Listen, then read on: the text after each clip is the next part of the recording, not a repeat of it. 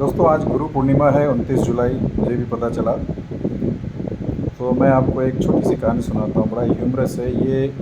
रूमी आप जानते होंगे, मौलाना रूमी हुआ करते थे, एक सूफ़ी मास्टर। उन्होंने किसी को कभी सुनाया था। मैं एक पीडीएफ डाउनलोड पढ़ रहा था, एसेंट टू मोक्ष। ये एक स्वामी कृष्णानंद जी ने लिखा है। स्वामी कृष्णानंद जी स्वामी शिवानंद आश्रम, अगर ऋषिकेश में आप जाएंगे तो वहाँ पे रहते थे। उन्होंने शायद 40 साल वहीं व्यतीत किए थे। और कहते हैं, शिवानंद जी महाराज कहते थे कि उनके अंदर हज़ारों विवेकानंद भरे हुए हैं। उनके अगर आप लिटरेचर पढ़ोगे तो आपको बड़ा मज़ा आएगा।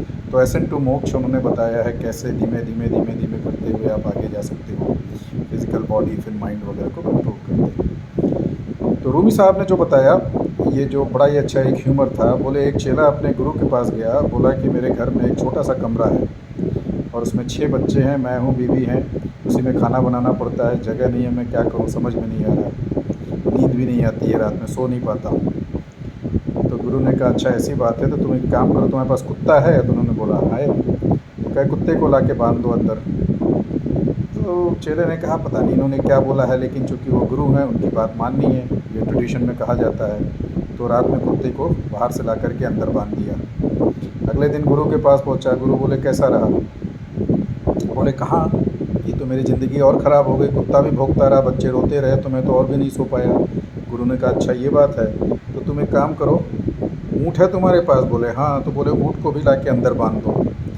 अब इसको गुस्सा तो आ रहा था, बट ये समझ नहीं पा रहा था कि क्यों ये ऐसा कह रहे हैं, और गुरु है तो बोलना पड़ेगा, मानना पड़ेगा। तो उन्होंने ऊँट को भी ला के बांध दिया।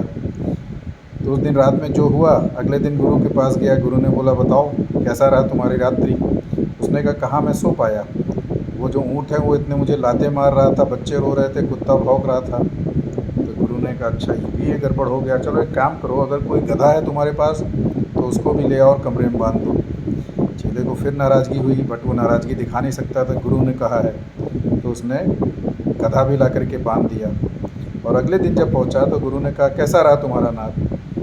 तो बोला रात में क्या था, ये तो पूरा नर्क हो गई मेरी ज़िंदगी, सब जो है चिल्ला रहे हैं, रो रहे हैं, आवाज़ें कर रहे हैं, लात मार रहे हैं।